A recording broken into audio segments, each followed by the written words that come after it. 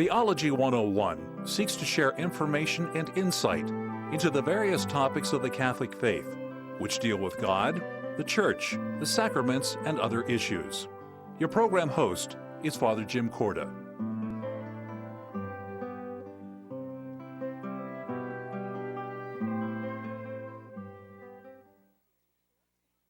Hello and welcome to Theology 101.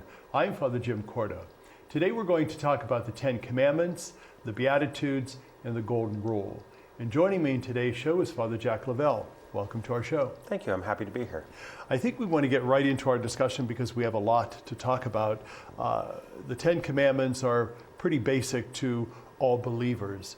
What makes the Ten Commandments so premier when we talk about rules and guidelines and how we are to live? Well, I think first and foremost that they are given to us by God, but that they're given to us by a God who wants us to be in relationship with Him and also to be in relationship with each other. All 10 of them are how we are in relationship with others. And too often, I think because of the way they've been structured throughout history, is they tend to be these negative statements, thou shalt not. But really, they need to be translated into the positive view of how we enter into a very positive relationship with God, how we reverence Him and respect Him, and how then that same gift of grace flows from Him to us, and then how we build on the relationship with God in living out our relationships in a positive way with others. It's interesting when someone pictures the Ten Commandments, one's mind automatically goes to like a Cecil B. DeMille production of Moses climbing up this tremendous mountain and God's thunder and lightning creating these two tablets. Let's talk about that whole image of Moses as the lawgiver, giving those and handing those down to the people. How do we translate that into more realistic terms for us? Well, you're absolutely right. I think for most people, even though the premiere movie of that is decades and decades old now, it's the final moments of that saga of Moses, where the white-haired gentleman comes down from the mountain with the tablets. What we really see in that, though, is for Moses himself, this mediator, who is the one who is in communication with God, who receives these gifts, and they need to be seen as that. They really do need also to be seen as God's gifts to us of how to continue to be in that relationship. And then they're passed on. And I think we need to see ourselves in, again, that relational manner, assuming the role of Moses, that we are to receive these gifts and pass them on. We pass them on in how we act, what we say, how we treat one another, what we offer one another. So I think the Moses aspect of that is the one that we seek to put ourselves in the place of, to emulate, because we not only receive, but then need to share these blessings and gifts. And let's talk about Jesus as the mediator between God and us, kind of segueing into that, not necessarily now talking about those rules in the New Testament that He has passed on, but Him as the great mediator. Well, absolutely. And we see that in the way in which, although we have a Godhead, Father, Son, and Spirit, who are equal in all aspects, and yet we see that Jesus, the second person of the Trinity, while here on earth, Himself subjected Himself to the commandments. We know in Scripture, I've come not to abolish the law, but to fulfill it. We see in the Garden of Agony, that He wants to fulfill the Father's will, that He Himself has that reverence and respect of the Father, the first 4 commandments, how He's in relationship with God. But then, even though He was God Himself, even though He's Lord and Master, He entered into relationship with others. He offered them that reverence and that respect and that dignity. He treated each person with the second set of the commandments, by loving and honoring and caring for others. So He becomes that perfect mediator, because if there was ever one who perhaps could live the commandments in a higher sense or even in a different sense, He reminds us over and over again in the Scriptures that He too is subject to that rule. Let's go back now to the actual Ten Commandments and talk about those individually. We know if we look at them, they could be divided into those that pertain to God and those that pertain to people. So let's start with those that pertain to God and talk about each of those. Mm-hmm. Well, as we've mentioned, again, that relationship, God and neighbor, the first four are all about that relationship with God. You know, that first and foremost, there's no other God but me. And that we should not create other gods. The great sin, how the people of Israel immediately were breaking one of those new commandments that they'd not even yet been given. Moses seeks to give them the commandments, and he comes down from the mountain, and they're making another god. They've brought together all their gifts and treasures, all of that gold melted down to create an idol image. And so we see that without them even knowing what one of the commandments was going to be, though they should have known that they should keep the Lord their God alone, they're breaking that commandment. And of course, how we even honor and reverence the name of God, to not take the name of the Lord in vain, and to honor him on the Sabbath. So the first four are that relationship. We should have no other God. We shouldn't look to create other gods. We're not creating golden calves, but is our money our God? Is our occupation our God? Is any athletic activity we're involved in, is that our God? Are we putting all of those images, those activities, those events ahead of God? And do we keep his name sacred in conversation and in manner and in speech? And do we honor him first and foremost the first day of the week? That then from that flows how we behave the rest of the week. Let's talk about that fourth commandment about keeping holy the Sabbath day and how important that is translated for us as Christians, keeping holy the Lord's Day. That whole Sabbath day was certainly important for the Jewish people, as the Lord's Day is for the Christian people. How and why it is important for us to gather as communion and in communion with one another to celebrate that? Well, and I think that one is placed beautifully, whether it was by design. We would think that it is the transitional one, as you said, in community. That it transitions how we honor God, how we come together to keep holy that Sabbath, but it's done in community. And so it's a reminder to us that we praise and thank God for the many blessings that he gives us, but then we need to go out and live those blessings with others. Very basically, we should be able to come together and be renewed and re-energized in that mission and ministry, to come before God, to hear the sacred scriptures, to hear the prayers, to be nourished as the Christian people with the body and blood of Christ. But then it is that transition. What we receive in that, whether it's an hour or whatever it may be, a week, of course, they talk about keeping the whole day, but we know that what we're really talking about is that celebration of the Mass, that coming together with that sacrifice. But what we receive in that glory and honor and praise of God, the word Eucharist, thanksgiving of God, is then transitioned in how we go out and live the whole rest of the week. So it transitions us into how we now live the commandments with each other. And let's go into those 6 commandments that deal with our relationship with people. Mm-hmm. And again, we're more familiar with them in that the negative aspect, thou shalt not do this or that. We don't, first and foremost, honor our father and our mother. And that needs to be seen in a broader sense. All of these need to be seen in a broader sense, not the very literal translation. That really is not just our mother and father, but how do we honor our family, our friends, our neighbors? How do we see all of us in this familial bond of being Christ's brothers and sisters? Yes, to honor your father and mother, to have reverence and respect for them. But how does it extend to everyone? I don't mean this the way it sounds. My favorite one is always, thou shalt not murder. I love when people will come to confession and they'll say, I've been doing this and that, and I haven't even committed, the 6th commandment. And then even myself, I have to think, all right, now what number is that? And I'm like, oh, well, thank God you didn't do that. But sometimes people will come in and just be able to rattle through this laundry list of commandments as if they're doing fine. And then they describe themselves. I'm thinking, this is a very unholy person, because it can't just be the literal definition of not killing, not committing adultery, not stealing, not coveting, but that broader sense again of have we taken someone's name? Have we taken their have we murdered their reputation by what we say and how we treat them and how we talk about them behind their backs. We haven't stolen their property, but again, have we taken their dignity and their reverence and their respect by the offhanded jokes or comments we make about people's nationality or ethnicity or occupation? So we really need to look at all of these, the next 6, in a broader sense of how are we really living what was intended? And are we living then in communion with each other?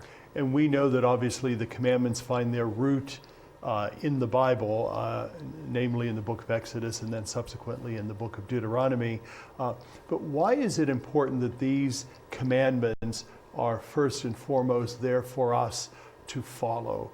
Because as we look at the whole sense of being guided by God's Spirit, that we are commanded to live God's rule and God's law. And what happens when we break those? How severe is that? Well, again, because they do set us into this pattern of relationship, we are breaking a covenant. By God giving us these commandments, what He's really giving us is the framework for how we live in His good graces here on earth and how we then one day could live with Him in the kingdom of heaven. And so when we choose with our free will to break any of these commandments, we're really breaking that covenant that our God has given us. And not just breaking that covenant with God, but again, with our brothers and sisters. We are a Judeo-Christian society, and while we'll talk a little bit more later in our show about how there is that fulfillment that Jesus talked about, how they get moved into the Christian scripture way of looking at things, they really are the framework for our moral compass and the way in which we should very basically live with each other in society. But I think, again, it goes back to that whole, this is a covenant that God has made with us. And when we choose to not follow the commandments, we are choosing to break that covenant and possibly sever that eternal relationship with God. We only have 1 minute left in our first segment. Distinguish between covenant and contract. Again, a contract is this negotiated, I'll do this and you do that. The covenant for us is just a much broader sense of, again, how we're living together with each other. I think when you have a contract, you're always waiting for the other one to not keep their end of the deal. It's always a 50-50 split, or again, as I said, you do this and I'll do that. And boy, the moment it doesn't look like you're doing your end, then you've nullified the whole contract. The covenant, again, is that you can always continue to be brought back into the good graces of that relationship. And so, again, we have a God who's in covenant with us, offers us that covenant, knows that in our human nature we may break that covenant, but is always calling us back to the fulfillment of that promise. We're going to talk more about that in a moment. Stay with us. We'll be right back. The Society of St. Paul announces a new book on Padre Pio by Italian journalist Stefano Campanella. The director of Padre Pio Television gives readers an intimate insight into this saint who Pope Francis appointed as one of the great patrons of the Jubilee Year of Mercy. This edition can be found at St. Paul's Books and Gifts at 926 Boardman Poland Road, located across from the Olive Garden restaurant. This book on Padre Pio talks about his time in the sacrament of confession with countless of Catholic pilgrims and as a contemplative saint whose life was blessed in countless ways. Visit St. Paul's Books and Gifts Monday through Saturday from 11 a.m. to 6:30 p.m. or call 330-953-2443 or email at stpaulsbookstore@gmail.com to learn more about Padre Pio and many other great saints of the Catholic Church.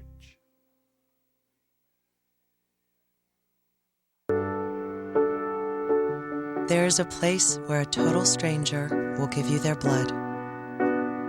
A place where someone you never knew will save your child from drowning. Where a person who doesn't look like you, talk like you, or dress like you will give you shelter after a flood.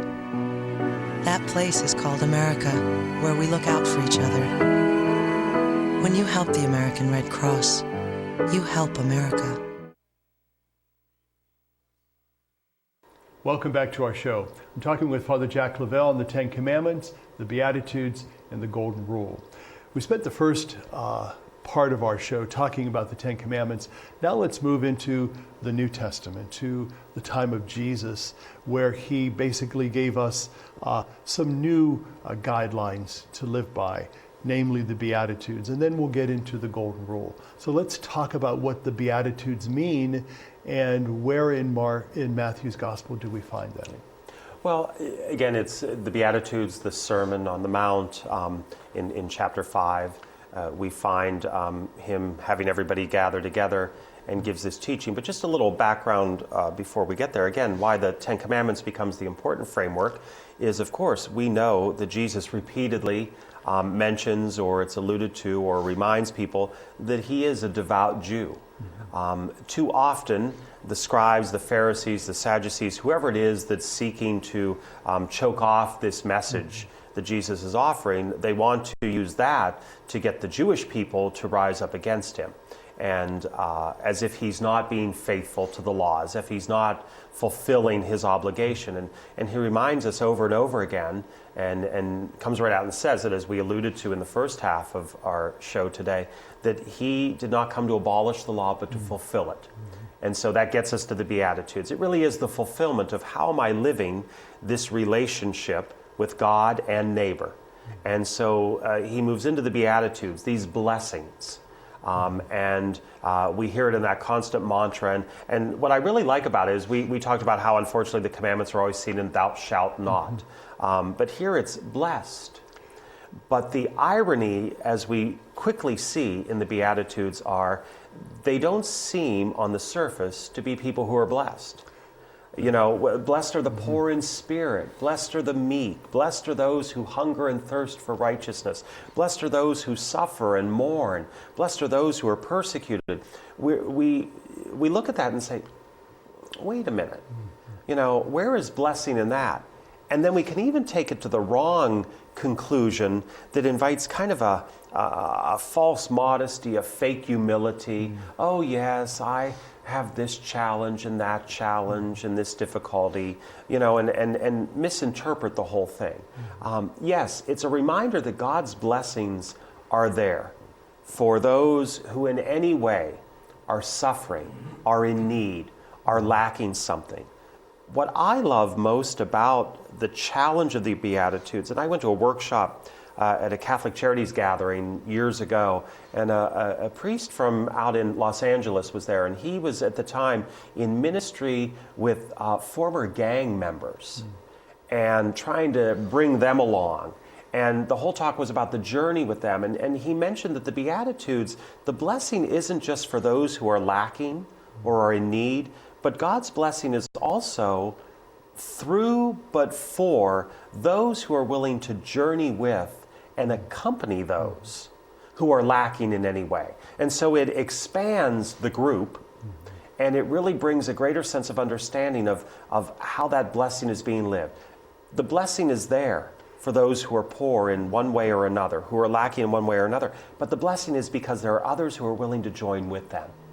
And together work to alleviate whatever the suffering, whatever the difficulty, whatever the challenge may be. What's interesting is when we hear the Beatitudes, and some versions have the word blessed or happy. And so those, I guess, could be interchanged depending on the translation. But then we know that all of these blessings come in heaven. So there's that sense that right now you may be mourning, you may be hungering and thirsting for righteousness, but your fulfillment will be found in eternal life. So there's that kind of, it's almost like people listening to all of these blessings that they're going to get, but they're thinking, I'm going to have that now, but that really is coming in the next life. What is that saying about this life now and the next life? Well, certainly it reminds us that this is just a transitory existence, but it doesn't mean that we should simply suffer through. And I think it goes back a little bit to what I'd mentioned about the journey and the accompaniment. You know, I mentioned with you earlier that this is oftentimes the gospel at many a funeral mass. And again, it's that sense that, again, the fulfillment of the kingdom. And no matter what the suffering, no matter what the difficulty, whatever the challenges were in this life, if we remain faithful to God, if we remain in that relationship, which begins with the commandments and is lived out through the person of Christ in this sense of fulfillment, that we will come to the kingdom, regardless of what the difficulties or challenges were here. But there's a lot of people who could argue life isn't perfect, but I am happy. I do feel blessed.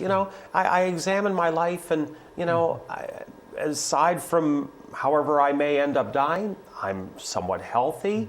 I have a good family. I love my friends. I enjoy my work. Life is good. I don't see myself as lacking in any of these things. And but that sense of, but if you're not poor in this and poor in that and poor in this, the kingdom of heaven will not be yours. Well, again, it's that sense of accompaniment. All right, I am blessed, but what about others? And to continue again to work together to be able to come to the kingdom. But I think it is a reminder that this is not the life we seek. We've been given this life to ultimately journey to the one that we do seek, the promise to come. And wherever we are on that spectrum of poverty or blessing, of happiness or sorrow, we continue to work together so that we can journey together to the kingdom. We know that Matthew records these in his Sermon on the Mount, but we know that the evangelist Luke also has his own set of beatitudes, or woes as we call them. There's that kind of dichotomy there. What are those woes about in relationship to these blessings that the Christian or the follower of Jesus is going to get? I think that although the woes kind of throw us back to the thou shalt nots, I think, again, the continued theme is that sense of relationship. Woe to you who in any way or another not only ignores the opportunity of journeying with those in need, but who purposefully become a hindrance to helping those, or who purposefully will not accept the responsibility or the challenge, or, to use the phrase, the blessing of journeying with others. And so Luke takes that in a different tone, but again, sometimes we are a people who learn more by going back to the thou shalt not. Sure. I joke with people that we do Lent better than we do Easter, just as a people, and I've often wondered why. Human nature kicks in, tell me what I shouldn't do. I can't eat this, I can't do that, I got to give this up, I got to do that. We do Lent well. And then we get to the promise of the resurrection, where we should just live this fullness of the joy, and we don't know what to do with it. And so maybe Luke understood human nature just a little bit more than Matthew did by reminding us again of the pitfalls of woe to you if you this, or that. Let's talk now about the golden rule. We know that that's in Matthew chapter 7, do unto others. What is so special and what makes that rule golden for us? Again, I think what makes it golden is that it's just the most basic of rules, and it should be the most basic of human nature. To want good for yourself, but to want it for everyone else too. It is a incredibly greedy or selfish person that does not care about someone else's needs and only worries about themselves. There's an old joke that sadly again talks about human nature, where someone is told, the genie appears to them and I will give you anything you want, but I will give your neighbor double. And the person thinks and thinks and thinks, if I ask for $1 million, my neighbor's going to get $2 million. If I ask for a fancy sports car, my neighbor's going to get 2. If I ask for a big vacation home, my neighbor's going to get 2. And the guy says, just blind one of my eyes.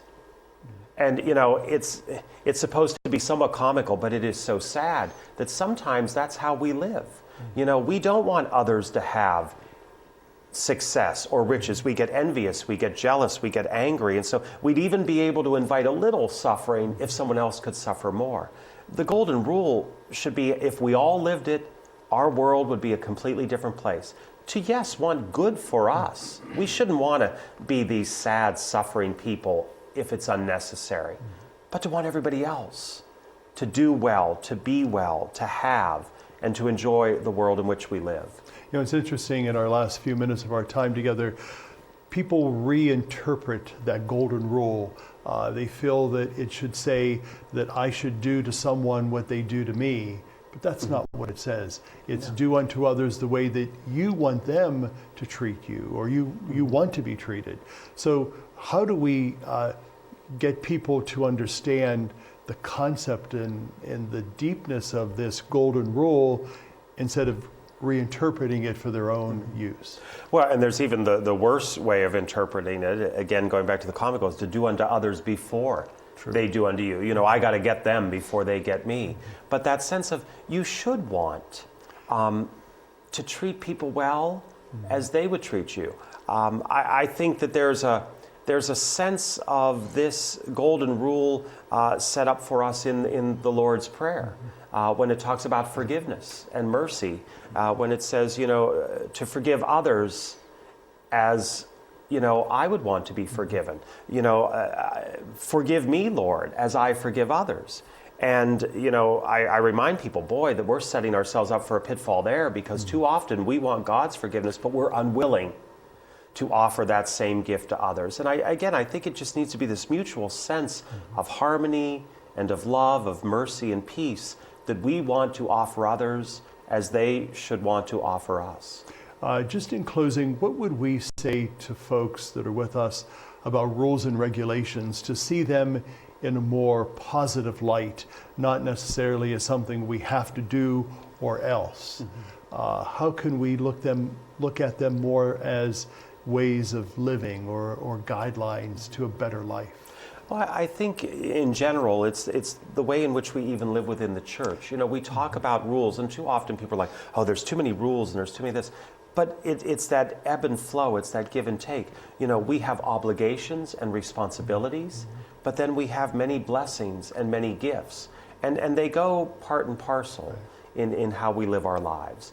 The rules are not meant to be a negative factor.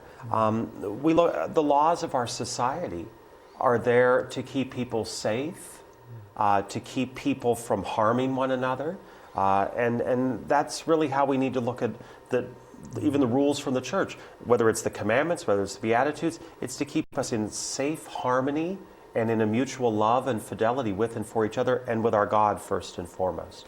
Father Jack Lavelle, thank you for being with us. Thank you. And thank you for being with us. Have a good day, and God be with you.